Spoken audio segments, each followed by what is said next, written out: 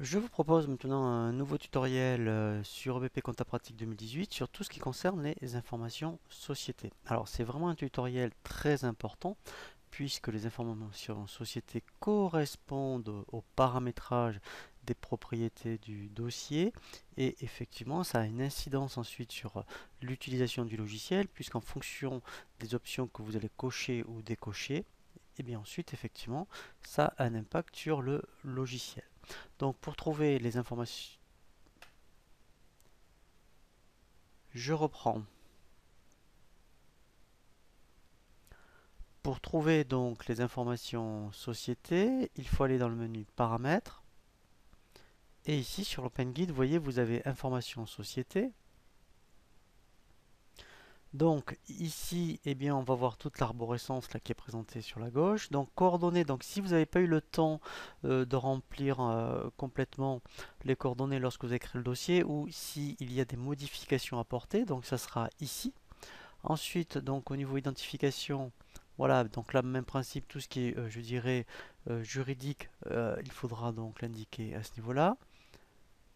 Information de TVA, pareil, hein, donc si vous n'avez pas eu le temps de le renseigner, eh bien le numéro de TVA Intracom par exemple. Alors c'est là où c'est très important par contre, vous allez indiquer effectivement toutes les informations qui au niveau fiscal par rapport au service des impôts des entreprises, votre numéro de dossier. Donc là il suffit d'avoir une déclaration de TVA et eh bien, vous indiquez toutes les informations. Ça, c'est très important si vous voulez faire la déclaration de TVA, c'est le référent fiscal. Donc là, c'est un code sur 6 caractères que vous donne les impôts. Et là, très important, eh bien, vous allez choisir votre régime de TVA. Donc là, tout est bien indiqué. Et en fonction du régime, effectivement, eh bien, vous aurez soit ici marqué déclaration mensuelle ou trimestrielle. Ensuite, alors ça c'est pour l'IS, donc, mais là en principe on ne télédéclare pas avec BP Compta Pratique par rapport à l'IS, hein, mais sinon c'est comme pour la TVA, vous avez un référent fiscal, donc devise du dossier, donc là on n'a pas à toucher. Donc là pareil, si vous voulez télédéclarer, donc là vous indiquez qui est le télédéclarant, donc si c'est vous, voilà, vous mettez l'entreprise, hein, sinon le cabinet d'expertise ou un autre déclarant.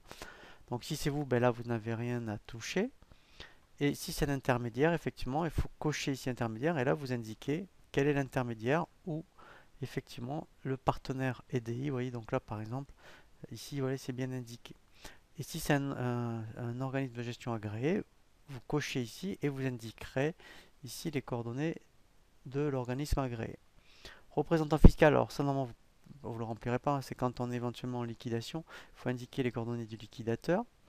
Le logo, alors le logo dans la compta, ça n'a pas grand intérêt d'importer le logo, mais on verra que pour la formation devis pratique, devis facturation pratique, ça sera intéressant. Ensuite, ici, ben là, vous allez indiquer les coordonnées du cabinet d'expert comptable. Et là, contact, c'est vraiment le nom de l'expert comptable, voire du collaborateur qui s'occupe de votre dossier. Et ici, vous voyez, au niveau trésor public, c'est là où vous allez indiquer si vous dépendez d'un centre des impôts ou d'un SIE. Les options comptables, voilà, donc là c'est très important. Donc là les à nouveau, ça sera toujours avec détail. Alors, mode de génération, c'est pas la création, ça sera à la clôture, puisque quand vous allez clôturer votre dossier, il va générer les à nouveau tout seul. Voilà, consultation, là il n'y a rien à faire. Fiche compte, là c'est pareil, on touche rien par défaut. Fichier des écritures comptables, donc ça, alors c'est ce qu'on appelle les écritures FEC. On y reviendra, hein, puisque c'est une des nouveautés effectivement de la version. Voilà, donc import-export d'écriture. Donc là, en fait, on va laisser cocher tout ce qu'il y a par défaut. Plan comptable auxiliaire, donc ça c'est très important, hein. Vous voyez, donc c'est pour ça qu'il faut le cocher à la création. Donc ça, effectivement, eh bien, on verra qu'est-ce que c'est cette notion de compte auxiliaire. Donc là, on laisse tout par défaut. Plan comptable général, voilà. Donc là, on verra eh bien pour la longueur des comptes, hein, puisque ici on ne peut pas le modifier. Mais effectivement, si pour les comptes généraux vous êtes à 6, ce qui est le cas, alors je vous conseille de laisser à 15 pour client et fournisseur, et autres tiers, en principe on est à 6. Donc vous verrez comment on fait. Les règlements, voilà, donc là, alors là, normalement, il faut effectivement, donc là, ça avait été déjà fait, mais il faudra créer votre banque principale, hein. Donc pour ça, on fait ajouter. Voilà. Donc, ben là, en fait, alors par exemple, si je suis à la BNP, je mets BNP. Voilà, je mets BNP. Et ce qui est surtout important, c'est de mettre ici dans comptabilité le code journal. Donc là, vous serez en BP pour banque principale, voir vos coordonnées bancaires. Voilà. La saisie. Ici, je vous conseille donc de tout cocher par rapport donc aux options, puisqu'en fait, ce n'est que des messages de confort, hein, de contrôle. Par exemple, sur les montants, si vous saisissez des montants négatifs, il vous le dira. Si vous vous trompez sur le sens des comptes, il vous le dira également. Il y aura des alertes de doublons sur le numéro de pièce. Voilà, aussi bien en manuel qu'en automatique, et aussi sur les numéros de documents. Voilà, donc moi je vous conseille de le cocher.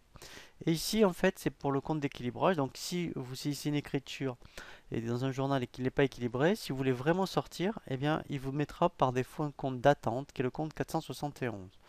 Donc, ensuite, ici, là, on va voir toutes les options de saisie pratique. Voilà. Donc là, ce sont les journaux par défaut qu'il va utiliser pour la saisie pratique. Pour le transfert comptable, voilà, donc ça je vous conseille, d'ailleurs à voir, mais moi je vous conseille de le cocher. Si vous avez de e-facturation par exemple, ou un autre logiciel de facturation que vous transférez sur EBP Compta Pratique, si vous cochez autoriser la déliaison, eh bien vous aurez la main sur les écritures. Et ici vous pouvez choisir le statut, donc si vous mettez rien, elles seront en mode brouillard, donc des écritures transférées. Les ventes comptoirs, donc là, donc ça c'est des ventes particulières pour ceux qui sont commerçants. Donc là tout est bien paramétré par défaut. Et numérotation, donc là normalement c'est la numérotation pour les journaux. Donc là on n'a pas de raison de modifier. Voilà, et là après vous laissez tout par défaut. Donc là on fait OK. Voilà, donc là les informations sociétés sont bien paramétrées. Nous allons voir maintenant un nouveau tutoriel sur la création du plan comptable.